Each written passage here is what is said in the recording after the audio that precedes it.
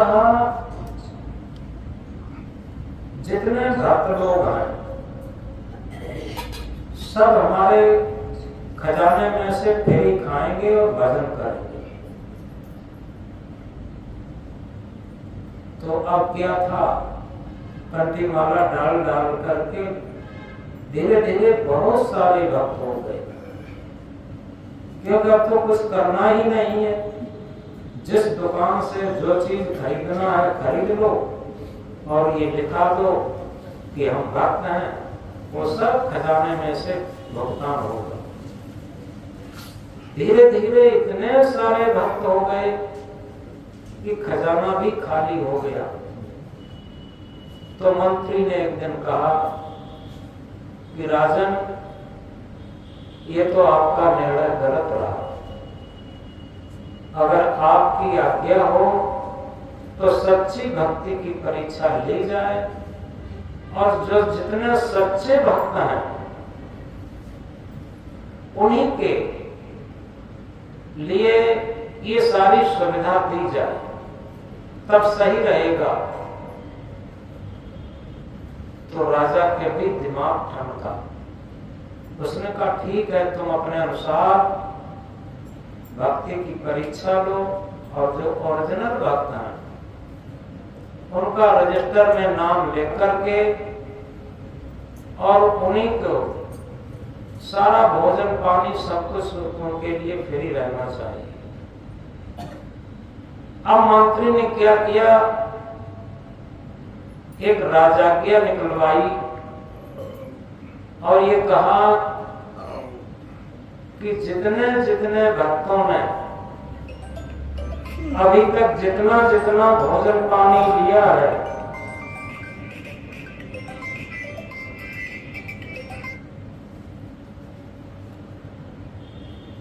उसका 10 गुना वसूल होगा।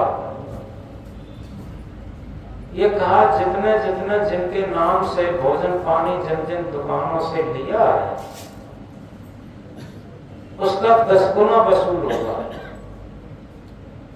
अब ये वसूली शुरू हो गई।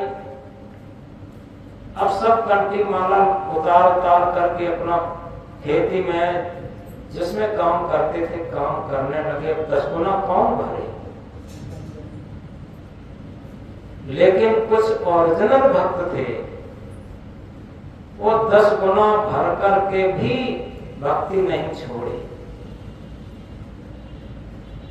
अपनी कंठी माला धारण किए रहे, भक्ति धारण किए रहे और 10 गुना भर दिया। जिन लोगों ने 10 गुना भर करके और फिर भी भक्ति नहीं छोड़े कठिनाई में, उन्हीं का नाम रजिस्टर में लिखा गया और उन पर जो वसूली की गई थी वो सब वापस कर दिया गया और बाद बाकी सब निगलेक्ट कर दिए गए। इसीलिए कहा चंदन की चुप्पी भली गाड़ी भलो न काट, शूरवीर पांचे भले कायर भले न साठ। भक्त बहुत थोड़े होते। रात्रि में देखो तारागण कितने चमकते, लाखों अरबों करोड़ों, लेकिन एक सूर्य के निकलते ही सबकी रोशनी धूमिल पड़ जाती। ध्रुव, मीरा, प्रहलाद ये कहूं भीड़ भीड़ के साथ नहीं हुए। इसी तरीके से जितने भी महापुरुष आए, चाहे वो रविदास महाराज हो, चाहे सदगुरु कबीर साहब हो, और चाहे मीराबाई हो, चाहे सबरी हो, चाहे सहजाबाई हो, ये कहां भीड़ के भीड़ थे। ये कहीं इक्का दुक्का भक्त निकलते हैं और वही भक्त संसार में भक्ति की एक रोशनी फैला देते हैं।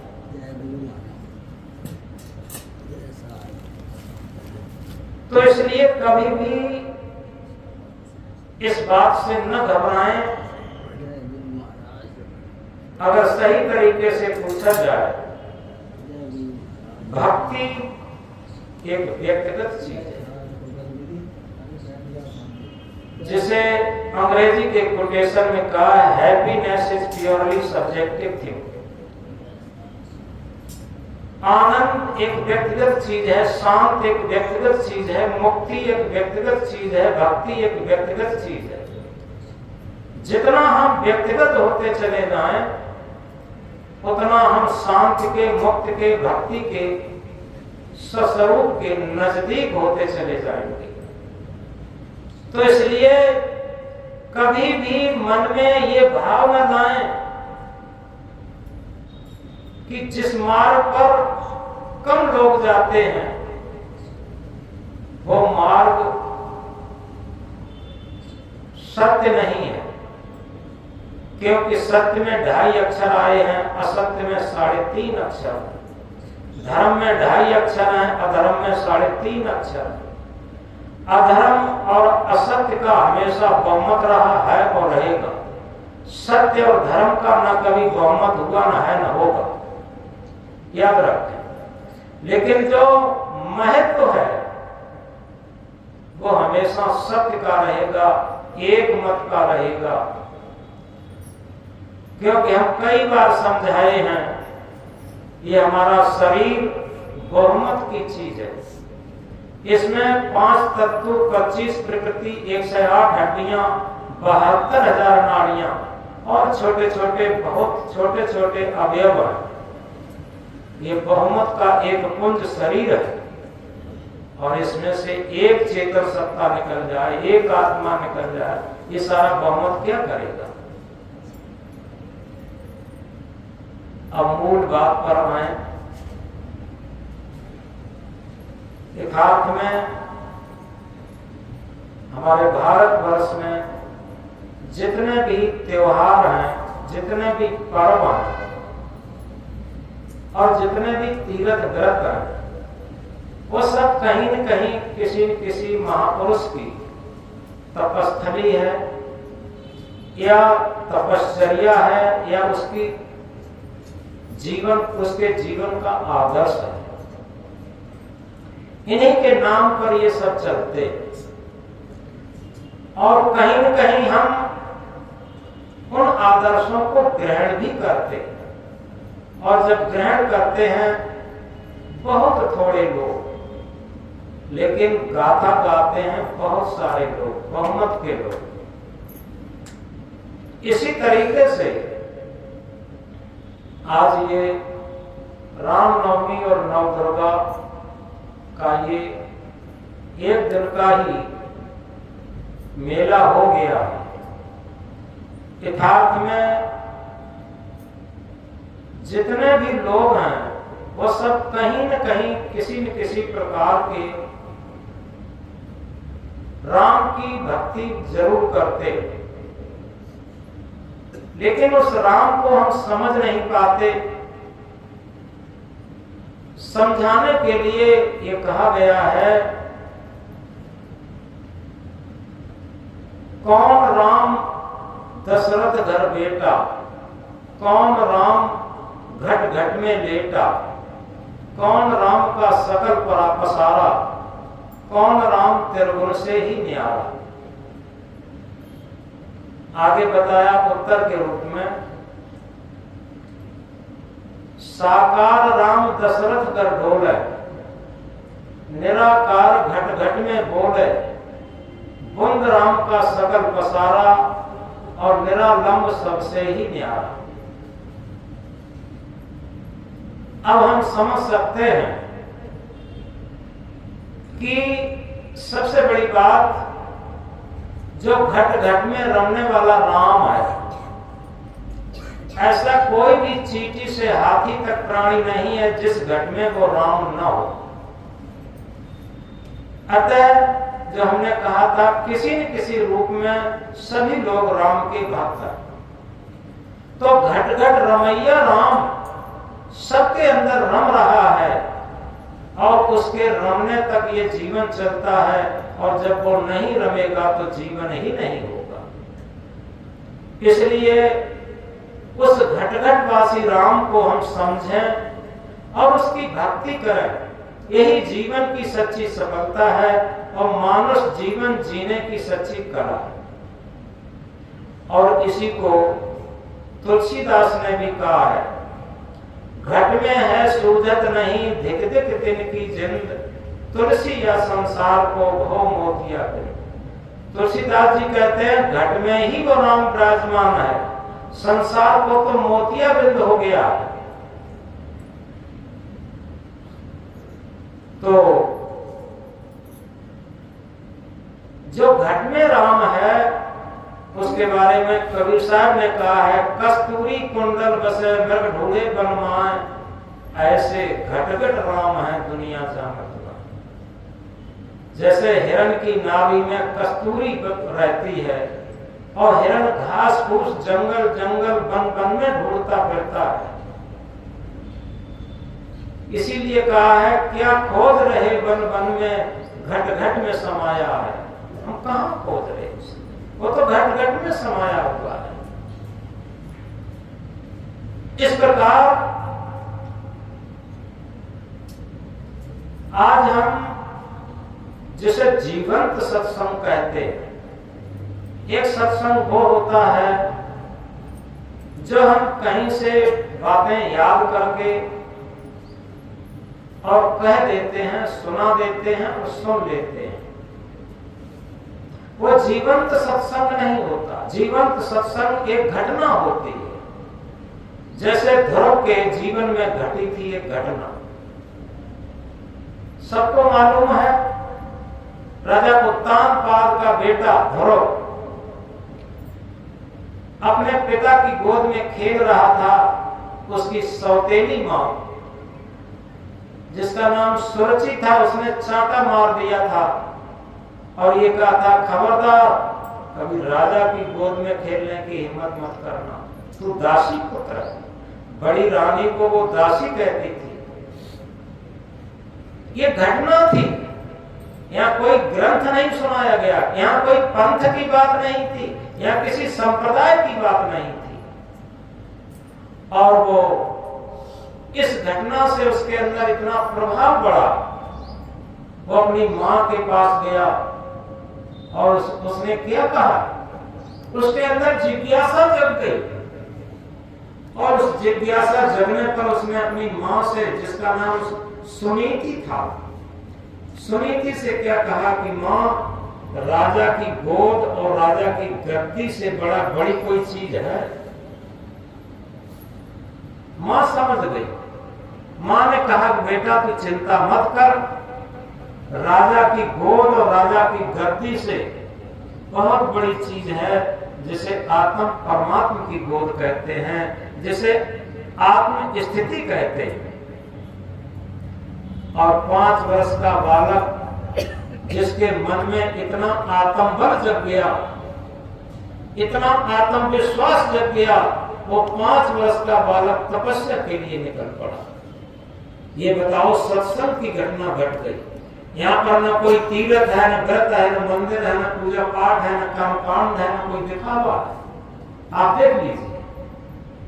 और इसी तरीके से प्रहलाद के जीवन में देखिए, मीरा के जीवन में देखिए, सबरी के जीवन में देखिए, सहदेव के जीवन में देखिए, जितने भी महापुरुष, स्वामी दयानंद के जीवन में देखिए, विवेकानंद के जीवन में देखिए, महात्मा बुद्ध के जीवन में देखिए, महावीर स्वामी के जीवन में देखिए, सदगुरु कबीर साहब के जीवन में देखिए, कोई पोथियां नहीं पड़ी गई वहां पर। एक घटना घटी और उनका जीवन जागृत हो गया।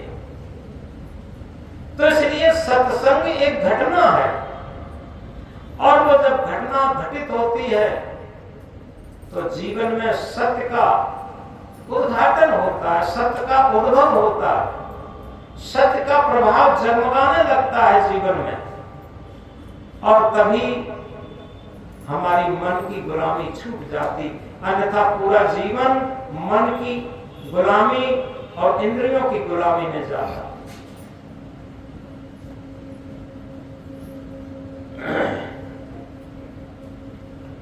तो इस प्रकार इस बात को हम बहुत गहराई से समझें। आज का पर्व एक महान पर्व है, और पर्व इसलिए नहीं है कि हम पूड़ी लड्डू खीर पूड़ी खा करके और इधर उधर हुड़दंग मचा करके बात खत्म कर दें। हम अपने अंदर जो घटघट रमैया राम है उसकी जागृति होने के लिए कुछ अपने जीवन में एक संकल्प लें। इसे संकल्प दिवस के रूप में मनाएं। जब हम संकल्प दिवस के रूप में मनाएंगे तो निश्चित है हमारे अंदर जो घटघट रमैया राम है उसका प्रभाव हमारे जीवन में चमकेगा और हमारे जीवन जीने की कला आएगी। अगर राम का ही जीवन देखते हैं तो पूरी रामायण पढ़ जाइए, कहीं राम ने कैकेयी की निंदा नहीं की जिसके कारण से राम का वनवास हुआ। कहीं राम ने भरत की निंदा नहीं की। जब भरत जंगल में राम से मिलने जाते हैं तो लक्ष्मण धनुष बाण लेकर के तैयार हो जाते हैं और कहते हैं कि भैया भरत को इतना अभिमान हो गया है, ये राज्य के मद में चूर हो गया है, ये देखो हमको जंगल में भी सुरक्षित नहीं रहने देगा, ये सेना सहित हम लोगों को मारने के लिए आ रहा है। अब राम का वहां क्या था? राम ने क्या कहा कि लक्ष्मण ऐसा मत सोचो, भरत एक साध भैया, वो कभी भी ऐसा विचार भी नहीं कर सकता जैसा तुम विचार करते हो। और इतना सुनने पर लक्ष्मण शर्मिंदा हो जाते हैं और बाद में जब भरत जाते हैं तो मिलते हैं और आंसू बहाते हुए कहते हैं कि हमें गद्दी नहीं चाहिए, आपकी सेवा चाहिए। राम राजगद्दी को फुटबॉल बना करके भरत की तरफ फेंक रहे थे, भरत राजगद्दी को फुटबॉल बना करके राम की तरफ फेंक रहे थे और कोई राजगद्दी नहीं ले रहा था। ये था राम का रामत्व। आज लोग राम की पूजा बहुत करते हैं लेकिन एक एक इंच पर लड़ते हैं, छोटी छोटी बातों में झगड़ा करते हैं। कैसी राम की पूजा, कैसा राम का आदर्श भी मानते। तो सबसे बड़ी बात यह है कि महापुरुषों का हम आदर्श माने, महापुरुषों के आचरण रहनी गहनी को समझ करके अपने जीवन में उतारने की कोशिश करें, तब तो समझो कि हम उनके भक्त हैं, अन्यथा तो ये व्यर्थ है। तो मूल बात पर आए, यथार्थ में हमें जीवन तो मिल जाता है लेकिन जीवन जीने की कला नहीं आती।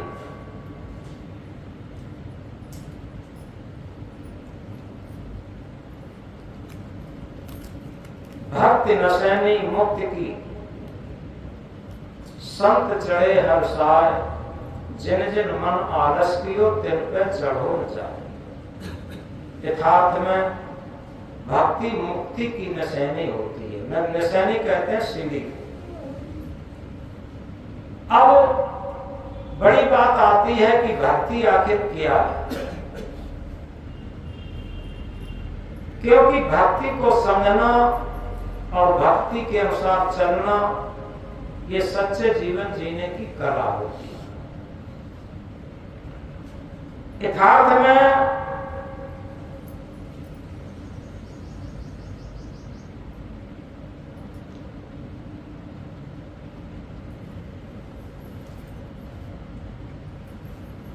हमारा जीवन यूं ही नहीं होता, इसके पीछे कारण होता। बिना कारण के कोई भी कार्य संपादित नहीं होता। इस जीवन के पीछे हमारे संस्कार होते हैं कारण रूप में, और आगे भी हम कारण बनाते हैं आगे के जीवन के लिए। तो हमें समझना यह है कि जैसा कारण होगा वैसा कार्य होगा, और उस कारण कार्य की व्यवस्था को समझना ही जीवन जीने की वास्तविक शैली है।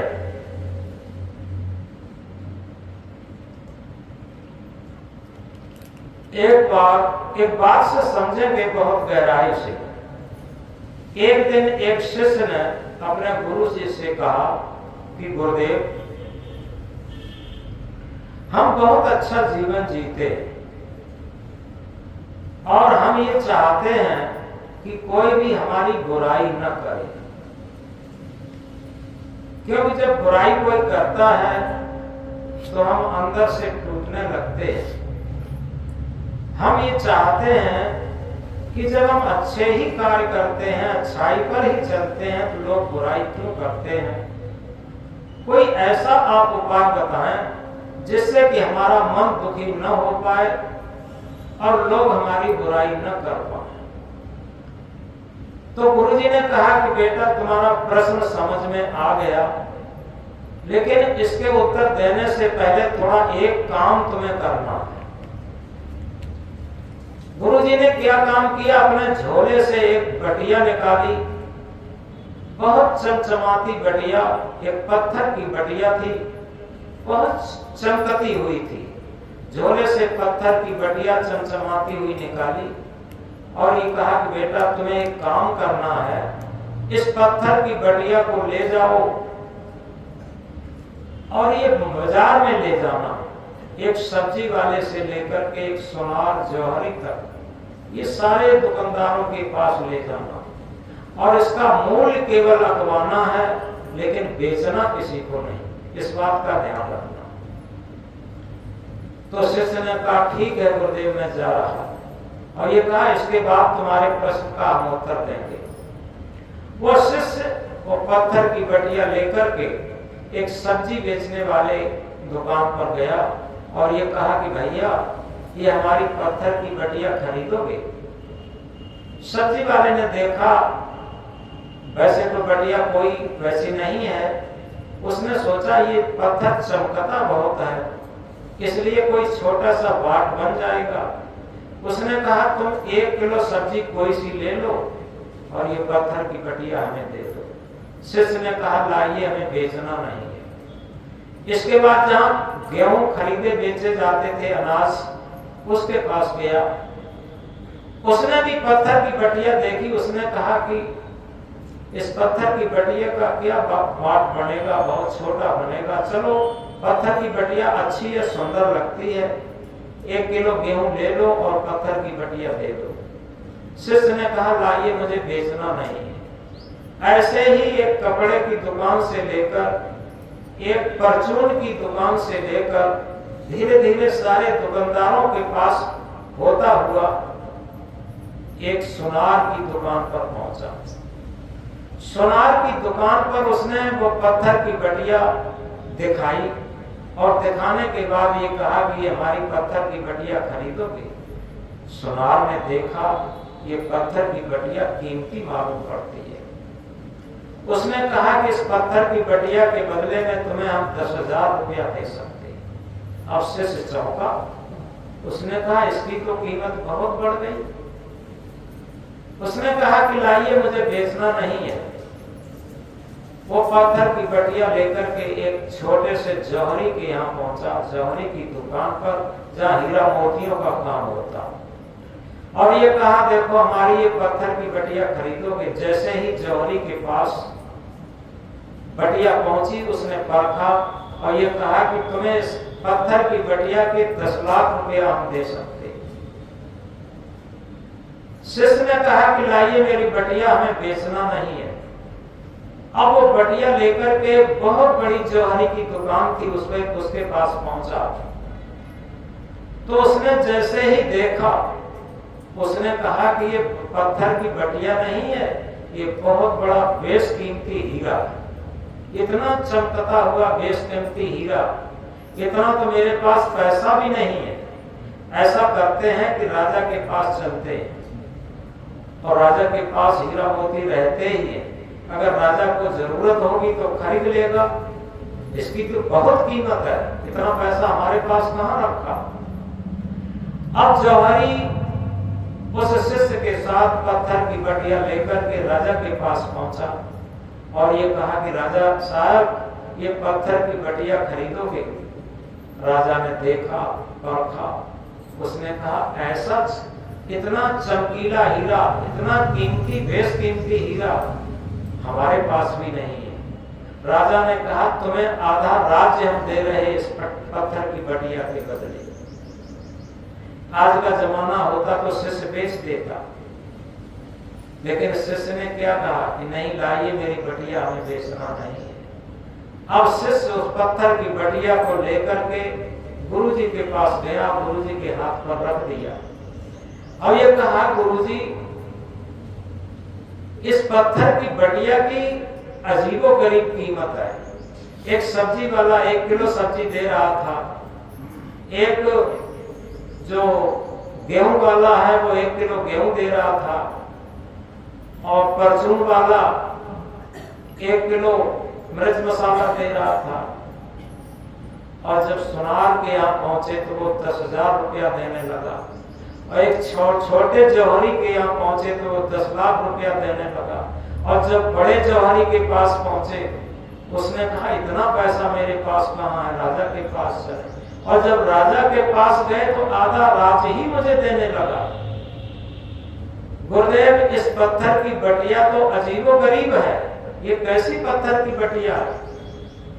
गुरुजी ने कहा बेटा तुम्हारे उसी प्रश्न का ये उत्तर है जो तुमने कहा था कि गुरुजी हम भजन भी करते हैं, भक्ति भी करते हैं, और अपनी रहनी बहनी में सही भी चलते हैं, साधना भी करते हैं, लेकिन लोग तब भी बुराई करते हैं। और हम चाहते हैं कि लोग बुराई न करें। जब लोग बुराई करते हैं तो अंदर से हम टूटने लगते हैं। ये तुम्हारा प्रश्न था, इस बात को गहराई से समझो। जैसे इस पत्थर की बटिया की कीमत जितने लोगों के पास गए सबने अलग अलग इसकी कीमत आंकी, ऐसे ही तुम भजन भक्ति रूपी जो तुम्हारे पास बटिया है, भक्ति की बटिया है, उसकी कीमत सब नहीं जानते।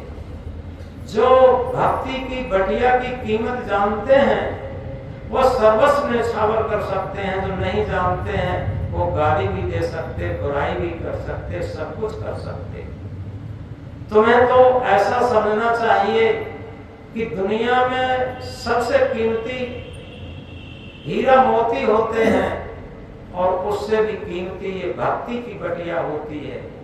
कबीर साहब ने जिसे कहा अरब खरब द्रप हो उदय अस्त्र राज भक्त महात्म ना तुले, ये सब कौन है काज? ये राज तो बहुत छोटी चीज है। सदगुरु कहते हैं उदय से अस्त तक राज, कितना बड़ा राज्य हो और कितना भी धन दौलत हो, लेकिन इस भक्ति की बटिया के मुकाबले ये कुछ नहीं है, बहुत छोटी चीज है। और ऐसी भक्ति की बटिया प्राप्त करके और तुम कहते हो कि लोग बुराई करते हैं। अरे लोग उसकी कीमत नहीं जानते, बुराई करते हैं तो कौन सी बड़ी बात? इसमें सबसे बड़ी बात यह है तुम्हारे मन का अहंकार। गुरुजी ने क्या कहा? तुम्हारे मन का अहंकार। जिस दिन तुम्हारे मन का अहंकार निकल जाएगा उस दिन तुम जो तुम्हारी तारीफ करते हैं उसमें रस नहीं लोगे। जिस दिन तुम्हारे अंदर जो तुम्हारा सम्मान करते हैं, तुम्हारी तारीफ करते हैं, उसमें रस लेना छोड़ दोगे, उसी दिन तुम बुराई में भी रस नहीं लोगे। जब तुम्हारा अहंकार तुम्हारे सम्मान से जब तुम्हें रस मिलता है तभी तुम्हें बुराई जहर के समान लगती है। यथार्थ में वो तो कड़वा जहर है बुराई, और सम्मान मीठा जहर। इसे समझ नहीं पाते। और इसीलिए सदगुरु कबीर साहब ने कहा कि काम तजे तो क्या भया, मान तजा नहीं जाए, जही माने मुनवर ठगे सो मान सबन को खाए। सबसे मीठा जहर मान ही है। जिसने मान को निग्लेक्ट कर लिया, जो अपने मान सम्मान में रस लेना बंद कर दिया, उसे फिर दुनिया में कितने लोग क्या कहते हैं तो उन गुरुजी ने कहा कि देखो बेटा, सबसे बड़ी बात यह है, हस्ती चढ़िए ज्ञान की, सहज दुलीचा डार, स्वान रूप संसार है, भूखन दे झुकमार। हस्ती चढ़िए ज्ञान की, वो सदगुरु अपने शिष्य को समझा रहे हैं कि बेटा ज्ञान के हाथी पर चढ़ो। अब शिष्य कहता है, गुरुदेव ज्ञान का हाथी कैसा होता? गुरुजी ने कहा, देखो जब हाथी किसी गांव से निकलता है तो कुछ लोग उसे गणेश जी मानते हैं, तो हाथ जोड़ करके खड़े हो जाते हैं उसके सम्मान में। लेकिन हाथी जो सम्मान करता है हाथ जोड़ करके, उसकी तरफ भी निगाह नहीं करता। और कुत्ते उसी गांव में होते हैं, चारों तरफ से भौंकते हैं, लेकिन वो कुत्तों की तरफ भी नहीं देखता, वो चला जाता, अपनी रास्ता चला जाता। ऐसे ही सदगुरु कहते हैं, स्वान रूप संसार है, सबसे पहले तू ज्ञान के हाथी पर चढ़। ज्ञान का हाथी है आत्म ज्ञान का हाथी, क्योंकि पोथी ज्ञान का अहंकार जब तक रहेगा, तेरे अंदर हाथी जैसी मस्ती नहीं आएगी। और जब तेरे अंदर आत्मज्ञान उद्घाटित हो जाएगा तो हाथी जैसी मस्ती आ जाएगी। फिर तू बाहर से कोई सुख दे दे, कोई मान सम्मान कर दे, कोई पूजा कर दे, ये क्या है? सदगुरु कहते हैं, हीरा पायो मान सरोवर, ताल तरैया क्यों खोजे। यानी जो आत्मज्ञान रूपी हीरा है, भक्ति ज्ञान रूपी हीरा है, आत्म साक्षात्कार रूपी हीरा है, वो हमें ऐसा मान सरोवर मिल गया। अब वो ताल तरैया में क्यों ढूंढेगा? ताल तरैया कहते हैं मन के सुख, इंद्रियों के सुख। जो आत्म सुख है वो मान सरोवर है, उसमें कभी भी दुख का किरकिरा नहीं है। जो स्वरूप स्थिति है, आत्म स्थिति है, तो उस आत्म स्थिति में दुख का किरकिरा नहीं है। और जो ताल तरैया है वो मन इंद्रियों के सुख है। ये तो सब क्षणिक है। उन गंदे मन इंद्रियों के सुखों की तरफ वो क्यों दौड़ लगाएगा? तो शिष्य की ये बात समझ में आ गई कि जब तक हम यथार्थ में हमारे मन में अहंकार रहेगा, तब तक जो भक्ति का वास्तविक सुख है, आत्मज्ञान का वास्तविक मान सरोवर है, उसमें हम शांति की हिलोरें नहीं लगा पाएंगे। तो ये शिष्य का समाधान नहीं, ये सबके समाधान है। क्योंकि जब तमाम लोग कहते हैं कि अरे तुम लोग वहां कुंभ में नहीं गए, अरे तुम लोग वहां नहीं गए तो उस पूजा पाठ में नहीं गए, कितनी भीड़ होती है, कितनी क्या होती है, ये सब सुन सुन करके किसी भक्त के कचोटन भी आ जाते। लेकिन जो सच्चे भक्ति रस में, जो घटघट रमैया राम के रस में निमग्न होता, वास्तव में उसे कोई कचूटन नहीं होती। सदगुरु कबीर साहब क्या कहते हैं? तीर्थ गए 3 जने, चित चंचल मन चोर, एक और पापन काटिया लादन 10 मन हो। तीर्थ में गए चित के चंचल मन के चोर, कामी लोग, एक भी पाप कटा नहीं, बाप जेबे जरूर कटते हैं। कल हमारे बाप यहाँ आए थे, साथ बैठे भी होंगे, वो गए थे एक तीर्थ में, वहां उनका मोबाइल काट लिया, निकाल लिया। और ऐसे ही जेबें कटते हैं, झाले झुमकी कटते हैं, जंजीरें कटते हैं, ये तो सब कटते देखा, लेकिन पाप कटते नहीं देखा। क्योंकि तीर्थ वही जो पाप से तारत, पाप वही मन मध्य विकारा। दुनिया में किसी की हस्ती नहीं है जो कि हमारे पाप काट दे, याद रखें। किसी तीर्थ में, किसी व्रत में, किसी पूजा पाठ में, किसी देवी देवता में अगर वो शक्ति है तो सबसे बड़ा जो आत्म देव है उसमें है। जब हमारे आत्मा में आत्म बल पैदा हो जाता है, आत्म विश्वास पैदा हो जाता है, आत्म ज्ञान प्रस्फुटित हो जाता है, तो धीरे धीरे सारे पाप क्षीण हो जाते हैं। तो तीर्थ वही जो पाप से तारत, पाप वही मन मध्य विकारा, सो सत संगत तीर्थ सत्य है, दुर्गुण नासत लागन बार। तीर्थ वही है जो कि पापों से तार दे, और पाप वही है जो मन के अंदर विकार। पाप कहीं चमड़ी पर नहीं लगे। सो सत्संगत तीर्थ सत्य है, दुर्गुण नासत लागन वाला। सो सत्संग ही एक ऐसा तीर्थ है जिसमें दुर्गुणों के नाश होते देर नहीं लगती। यथार्थ में देखो, एक सत्य घटना ये बाराबंकी जिले की है।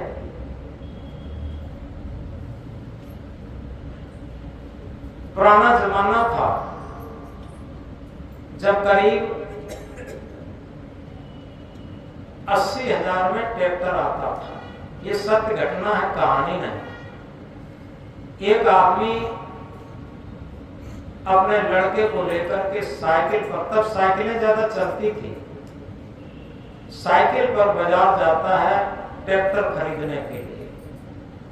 तो ट्रैक्टर खरीदने में पहले बहुत कागजात भी लगती थी और दूसरे लोग गारंटर भी लिए जाते थे। अब तो जब वाहन लिया जाता उसी पर गारंटी भी हो जाती। तो कागजात पूरे न होने पर उन्हें लौटना पड़ा।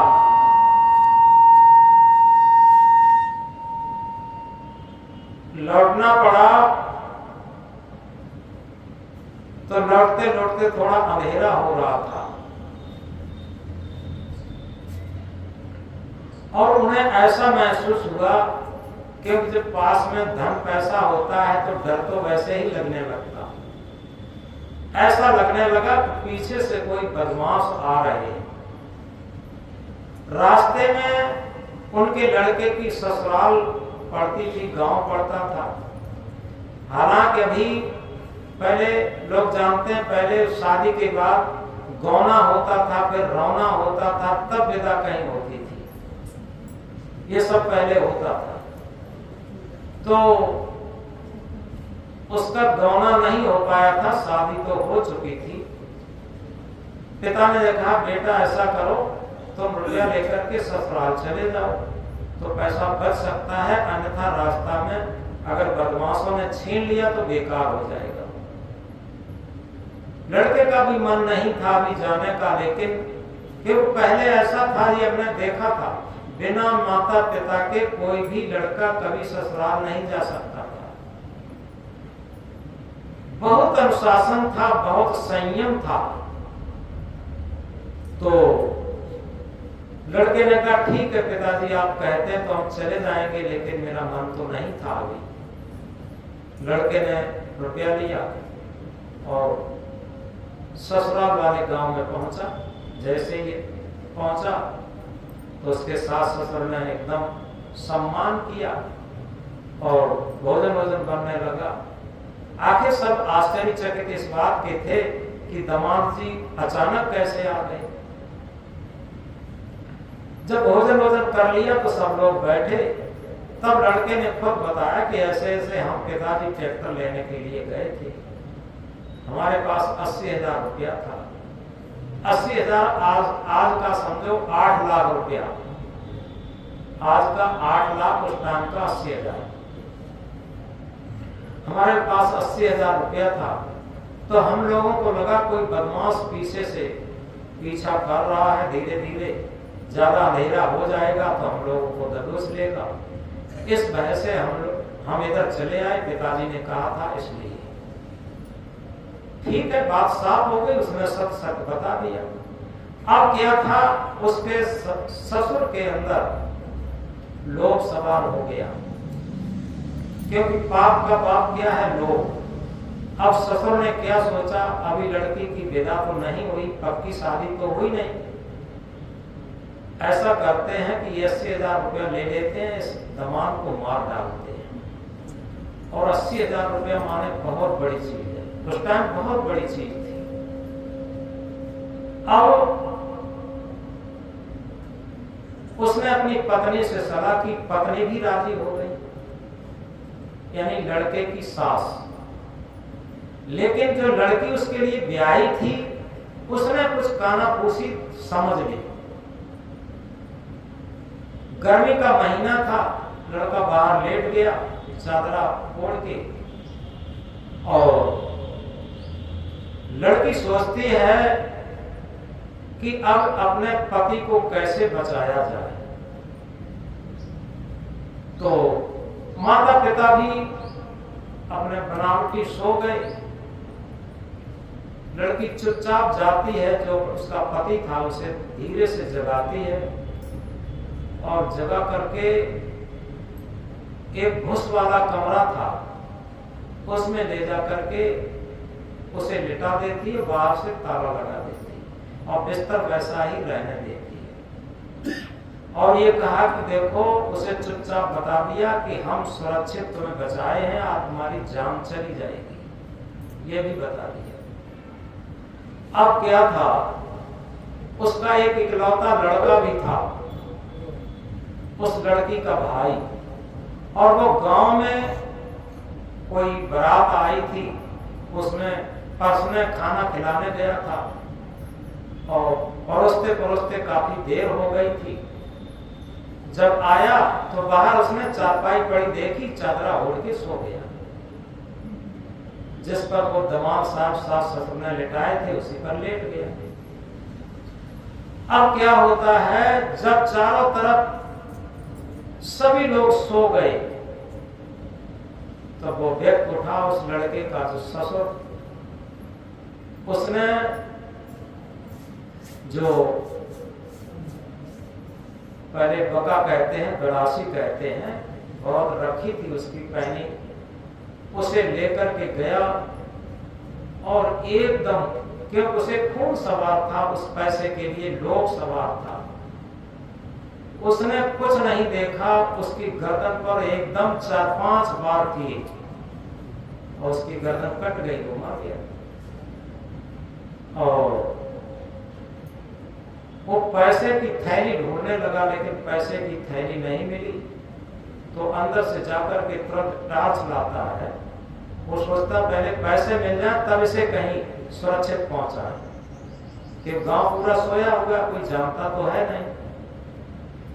तो पैसे ढूंढने के लिए उसने जैसे ही रोशनी की, उसका चेहरा साफ दिखाई दिया, ये तो हमारा लड़का है, क्योंकि उसका लड़का ही सो गया था। आकर के पड़ोस में बारात आई थी, उसमें परोस रहा था, चारपाई खाली देखी, उस पर लेट गया, ये लड़का कहां से आ गया।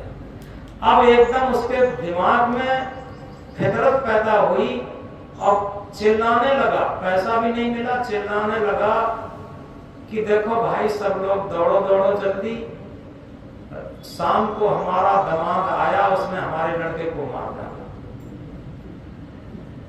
और पता नहीं मार के कहां पा दिया।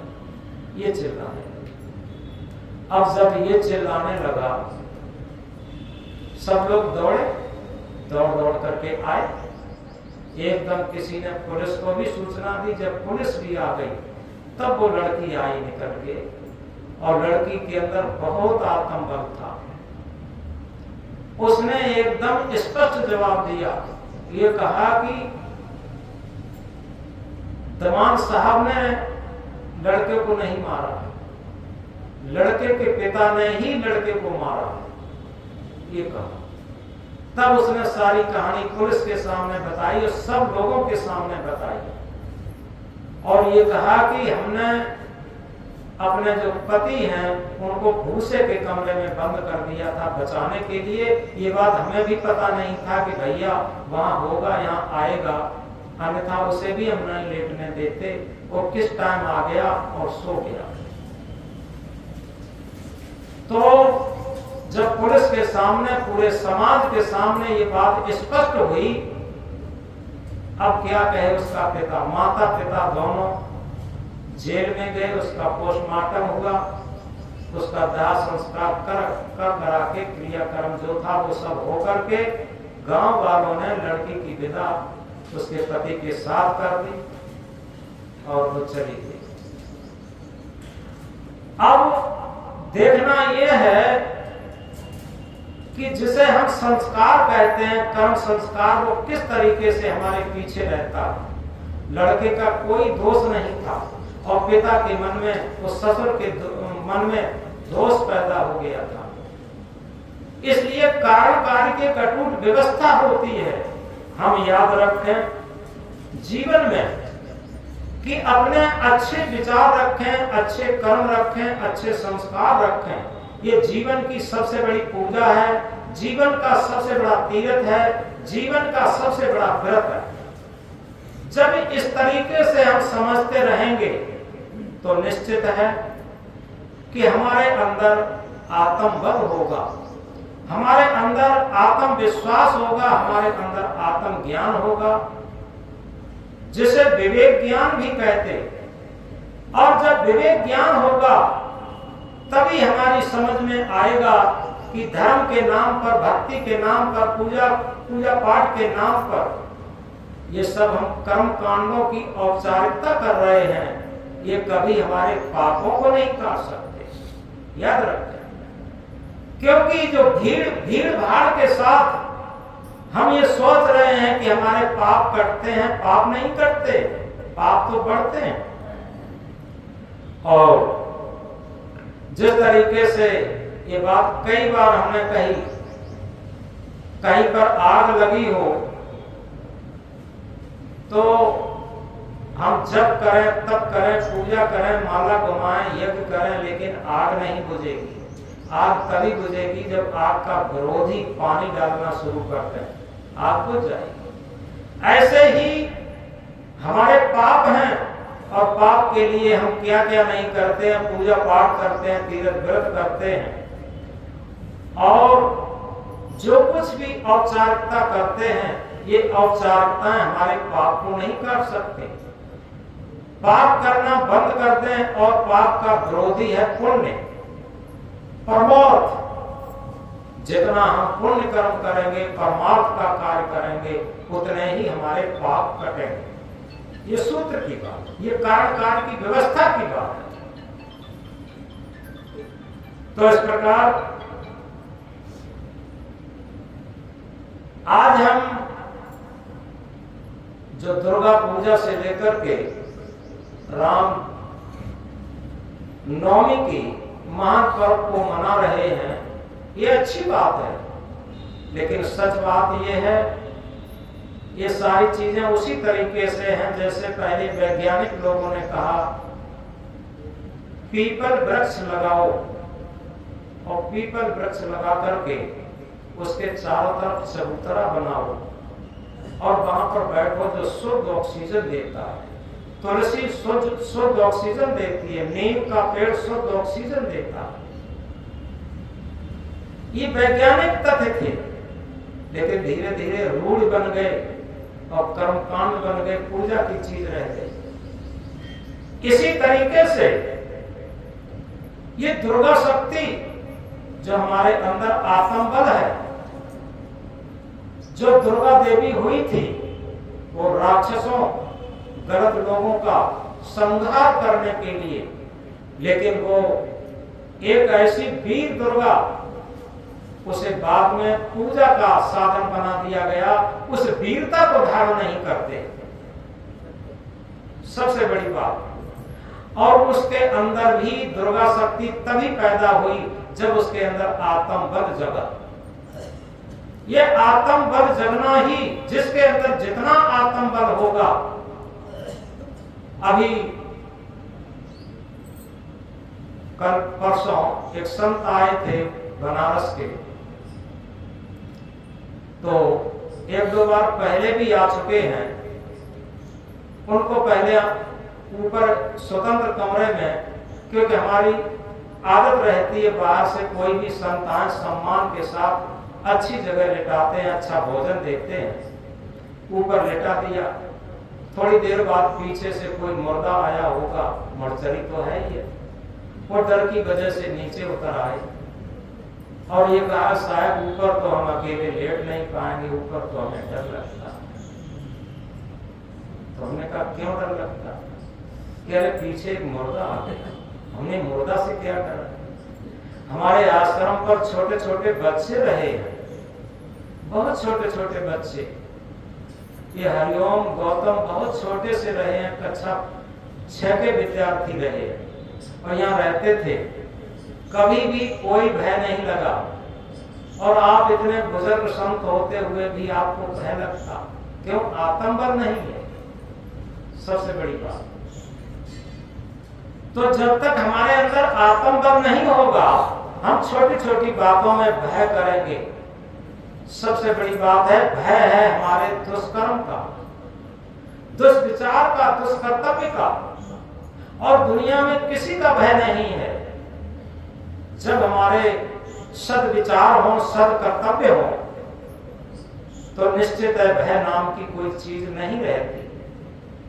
और ये कोई विरोधवश हमारे शरीर की हानि पहुंचाता है या हमारी बुराई करता है, तो ये महापुरुषों ने कहा है, बुद्ध ने भी कहा, सदगुरु कबीर साहब ने भी कहा कि जो भी निर्दोष व्यक्ति को सताता, जो भी निर्दोष व्यक्ति की बुराई करता, उसका 20 गुना होकर के उसे मिलता है। ये प्रकृति का विधान है।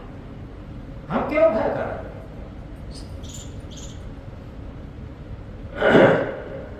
तो आज सबसे बड़ी आत्मबल की ये बात है, जिन राम की आज जयंती मनाई जा रही है। राम जंगल जंगल में भटके, आप देखें, और उन्हीं की केवल जो कथा कहते हैं, एसी मकान में रहते, एसी गाड़ियों में चलते, केवल कथा कहते। वो जंगल में भटके, नंगे पांव भटके, उनके अंदर कितना आत्मबल था। और सबसे बड़ा आत्मबल ये था जो होना चाहिए, प्रातः काल उठ के रघुनाथा, मात पिता गुरु नावे माता। हमारे भारतवर्ष की सबसे बड़ी संस्कृति, सबसे बड़ी पूजा, सबसे बड़ा आत्मबल यही है। सारे शास्त्रों का सार, सारे धर्मों का सार, सारी पूजाओं का सार।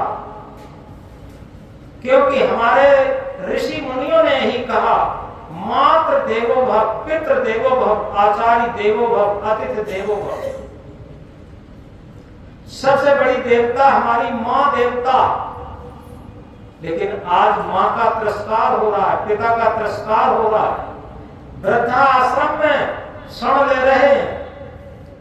हमारे देश का ये बहुत बड़ा दुर्भाग्य है कि हर जिले में जगह जगह वृद्धा आश्रम बढ़ रहे हैं।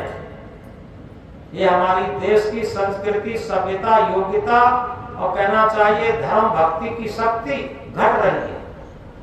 जब हम अपने माता पिता को ही सम्मान नहीं दे पाए, तो हमारी पूजा कौन से काम की? हम कहां पूजा करेंगे? क्या पूजा करेंगे? भागवत में कहा है, पूजा 3 भांति की हेरी, प्रतिमा वैष्णव आत्म केरी। पूजा 3 प्रकार की होती है, प्रतिमा पूजा, संत पूजा और आत्म पूजा। उसमें भागवत में ही आगे लिखा है, उत्तम आत्म मध्यम साधु कछ कनिष्ठ प्रतिमा अपराध। सबसे उत्तम पूजा आत्म पूजा। और आत्म पूजा यही है कि हम किसी भी आत्मा के साथ छल न करें, कपट न करें, झूठ न बोलें। ये आत्म पूजा। आत्म पूजा कोई घी मिठाई से नहीं होगी। आत्म पूजा हमारे व्यवहार से होगी।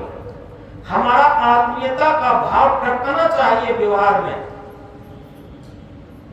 तो उत्तम आत्म मध्यम साधु कछ कनिष्ठ प्रथमा अपराधु। सबसे उत्तम पूजा आत्म पूजा। आत्म पूजा देव न पूजा।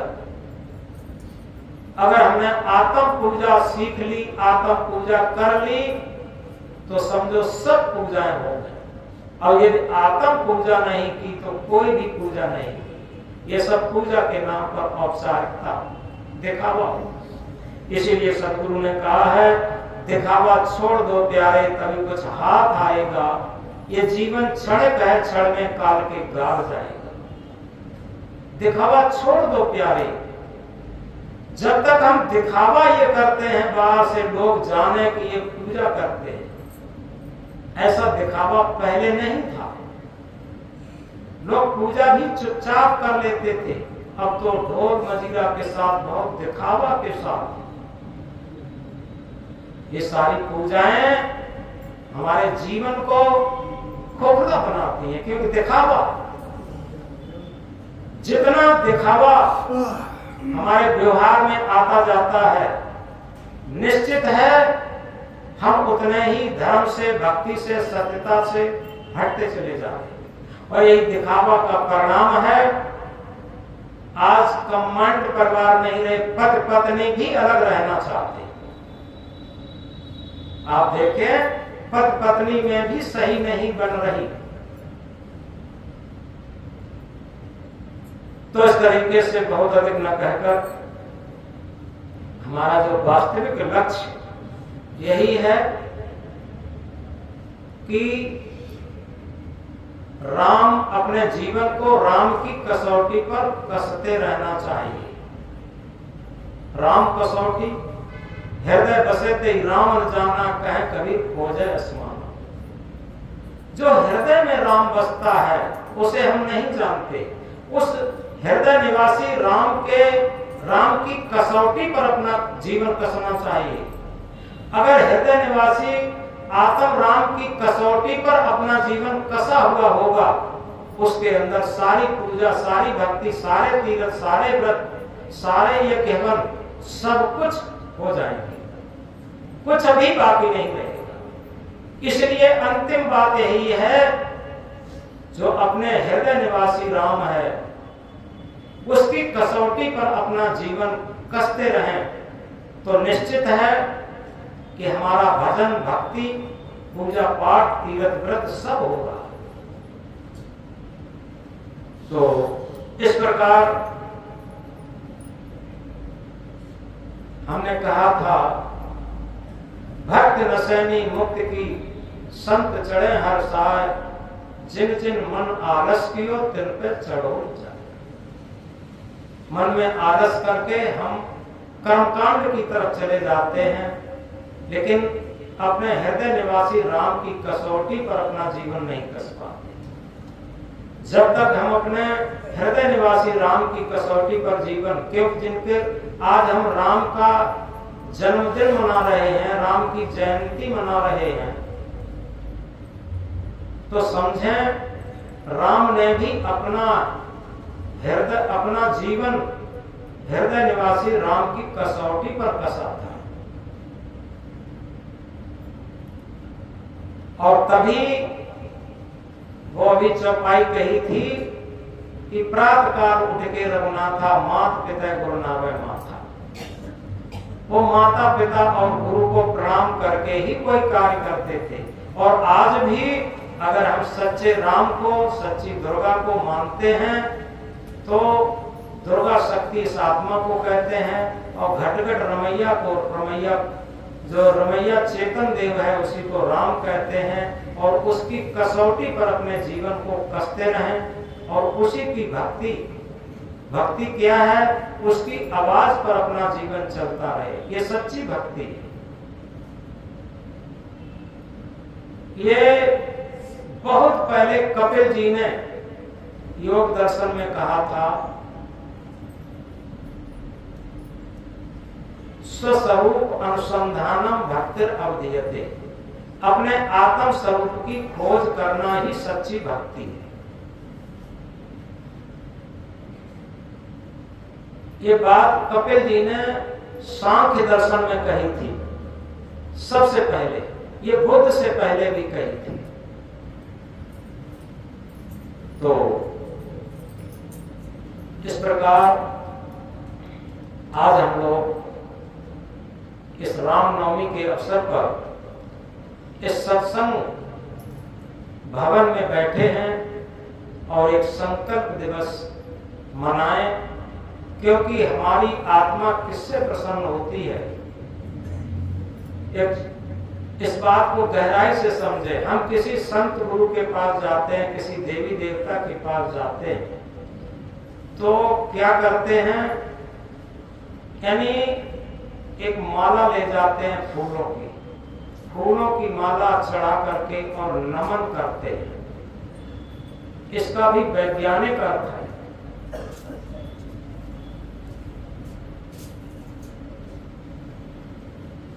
ये बाहरी फूलों की माला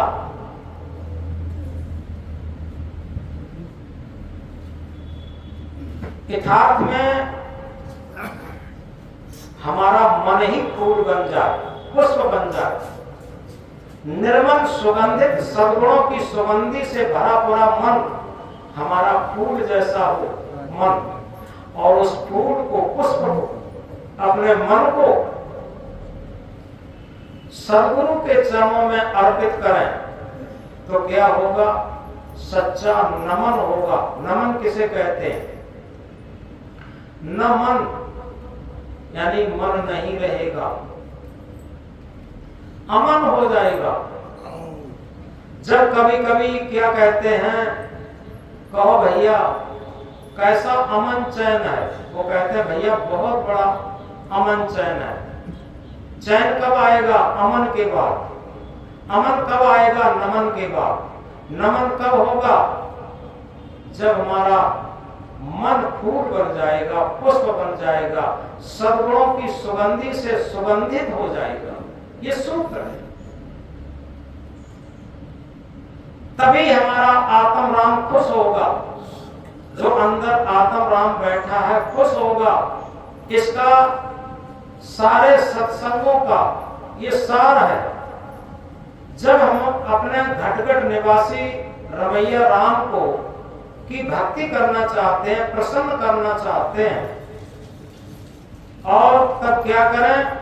अपने मन को निर्मल बनाएं, मन को पवित्र बनाएं, सद्गुणों की सुगंधी से भरें, भक्ति की सुगंधी से भरें। इसमें अहंकार न आने दें। जितना मन अहंकारी होता है उतनी इसमें दुर्गंध होती है, और जितना मन निरहंकारी होता है उतने ही सद्गुणों की सुगंधी होती है। ऐसे पुष्प बने मन को जब हम सद्गुरु के चरणों में अर्पित करते हैं तो निश्चित है हमारा सच्चा नमन होता। और जब नमन होता, मन नहीं रहता तो अमन के रूप में उपस्थित हो जाता, और तभी अमन के बाद चैन आ जाता। और इसके लिए एक सूत्र कहा है, जहां सेवा वहां त्याग है, जहां त्याग वहां प्रेम, निर्मल अंतःकरण जहां वहां शांति सुख चैन। जहां सेवा भाव है वहां त्याग भाव है, और जहां त्याग भाव है वहां प्रेम भाव है, और जहां प्रेम भाव है वहीं अमन चैन है। तो इसलिए अमन चैन के लिए हम ये सारी भक्ति करते हैं, भजन करते हैं, ध्यान करते हैं, साधना करते हैं। और उसके लिए सबसे बड़ी साधना यही है कि हम अपने मन को निर्मल बनाएं, अंतःकरण को निर्मल बनाएं। तभी घटघट रमैया राम हमारा प्रसन्न होगा, उसकी सेवा होगी और उसकी सच्ची सार्थकता होगी, हमारा जीवन सार्थक होगा। इन्हीं शब्दों के साथ अपनी वाणी को विराम देते हैं। आज का प्रसाद जैसा कि लिखा है भंवरपाल जी कपूरपुर के, इनका है, और उनके 3000 रुपए आए थे। आज जो प्रसाद घट गया है उसके बाद शेष भी पैसा है, वो आगे कभी प्रसाद घट जाएगा।